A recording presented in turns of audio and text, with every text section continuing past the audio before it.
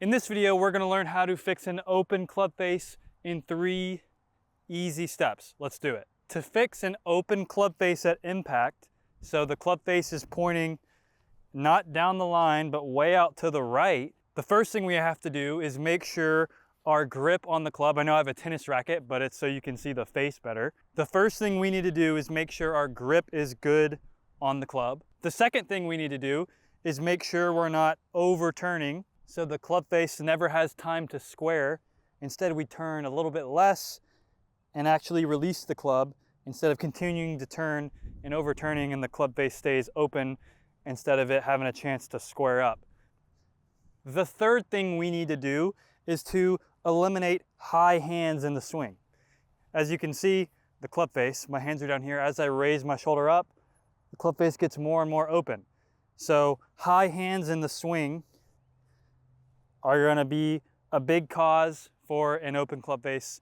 So we're going to see how to eliminate these 3 things and get our club face back to being square at impact. Let's do it. So the first reason the club face might be open at impact is because our grip is too weak on the club. So if you can imagine a clock, the more we turn our hands clockwise on the club, so the more I turn my hands this way, the stronger our grip is and the less likely we are to have an open club face when we're hitting the ball. And so the opposite way is, if you can imagine the clock again, turning your hands counterclockwise on the clock. This is going to make our hands weaker.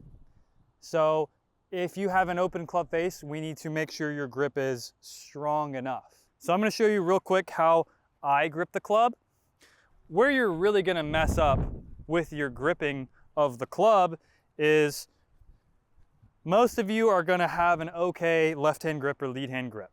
But then the problem is going to come into play with the trail hand and how you're going to try to put it on top of the club. Because at impact, you can see my upper arm is reaching over, but at impact, this is going to be tucked in or clockwise, so stronger. And the forearm is going to be rotated this way. So if we're gripping it with this upper part of our arm not tucked in but over, so we're reaching for it, then when we tuck our arm in, the club face is going to open like this. The club face is not going to be square if we're making impact like a pro golfer. So I would recommend making sure the grip with both your arms is correct. So your trail upper arm, tuck it in, and then rotate your forearm over, because it's going to want to rotate all the way over during the swing and at impact.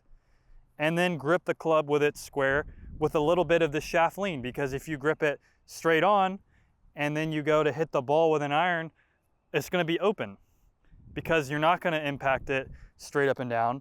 You're going to have a little shaft lean, and that's going to open the club.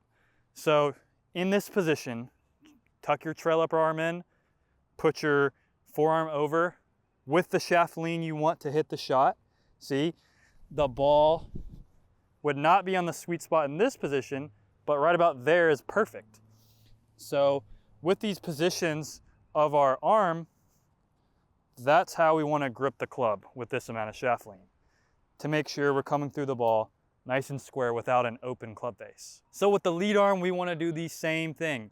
You want to have it rotated all the way this way, keep it where it is, and then rotate the forearm all the way the same way we did with the trail arm. So if you just grab the club and then you put your arm in this position and go, oh, it's open. Okay, we need to strengthen it. So if I put my arm in this position, hold it there, and twist your forearm as much as you can, now the club face is perfectly square. And this is how I would recommend gripping the club, because you are uniquely going to grip the club to how your body is created and your rotations of your body.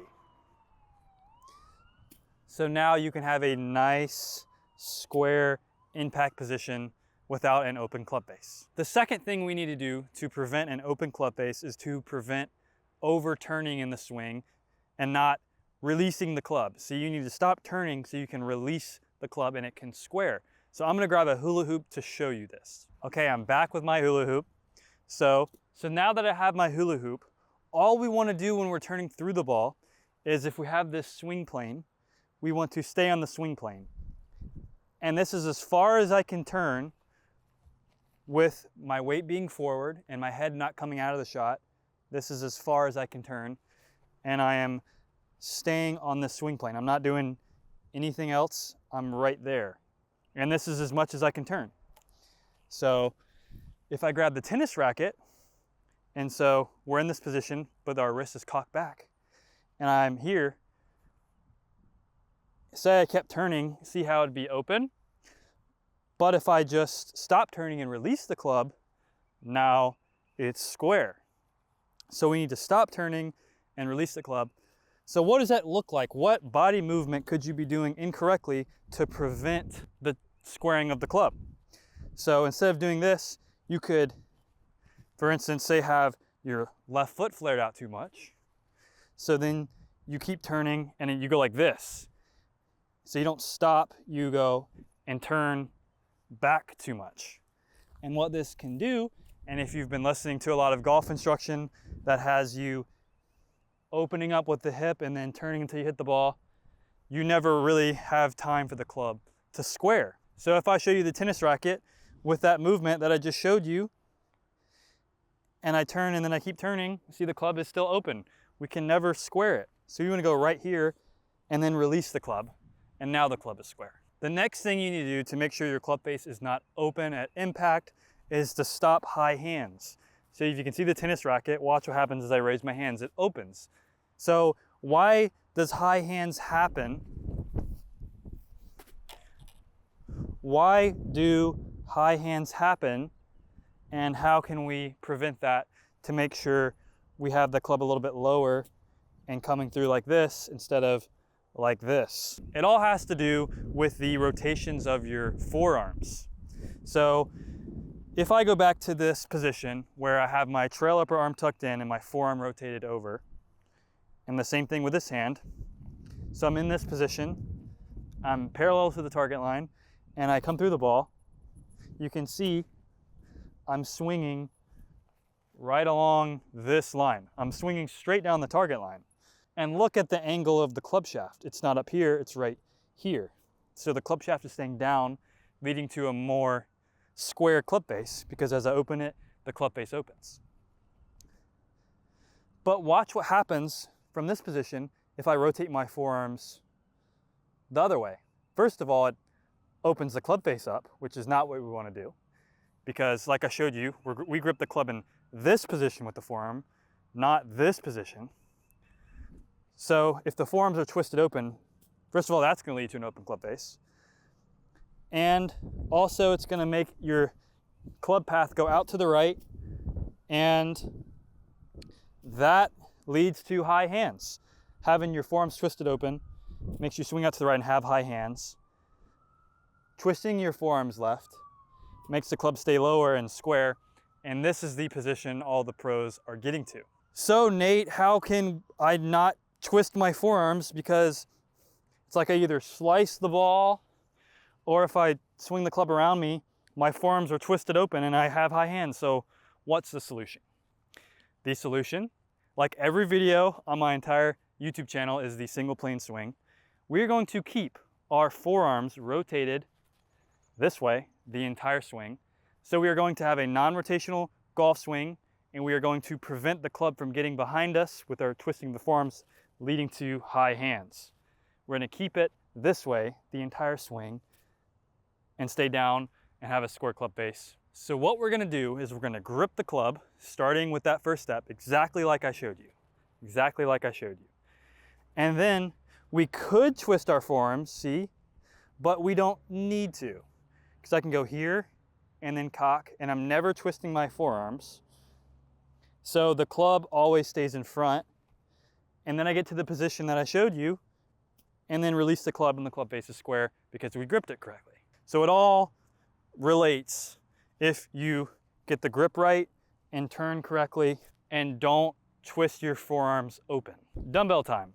So you can see this exact same position if you grip a dumbbell. This is a 15-pound dumbbell with both hands. If you can swing this dumbbell around you, then you eliminate high hands, because you're telling me you can swing a 15-pound dumbbell around you without it falling behind you, but yet you're getting high hands with a club. So your body will naturally do what it needs to do to prevent this 15-pound dumbbell from falling to the ground, and that will be having your forearms rotated this way, like I teach in the single plane swing.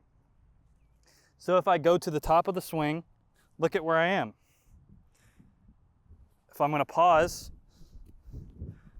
look, my upper arm is tucked in, and my forearm, I'm twisting it, I cannot twist it anymore the other way. So it's this position where I grab the tennis racket and put it in here, I turn like I showed you, and then uncock on the club face squares. So to eliminate high hands, you need to start with your forearms turned to the left and keep them there the whole swing. Otherwise, as soon as you have your forearms twisted this way, the club is always going to be trying to fall behind you because you're not in control of it, where you can swing around you.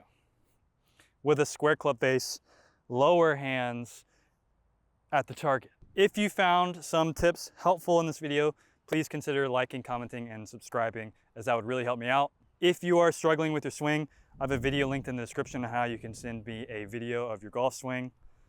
I teach the single plane swing, and y'all just learned a little snippet of the single plane swing in this video. And like y'all probably saw, it's a very, very simple swing method that you can learn, and I have a whole course designed for you to learn the single plane swing and customize it to your body, and you saw that a little bit in this video, and that's over at ManningGolf.com. I'll have that in the description as well. But again, I hope you found some helpful tips in this video, and I hope the rest of your day goes well.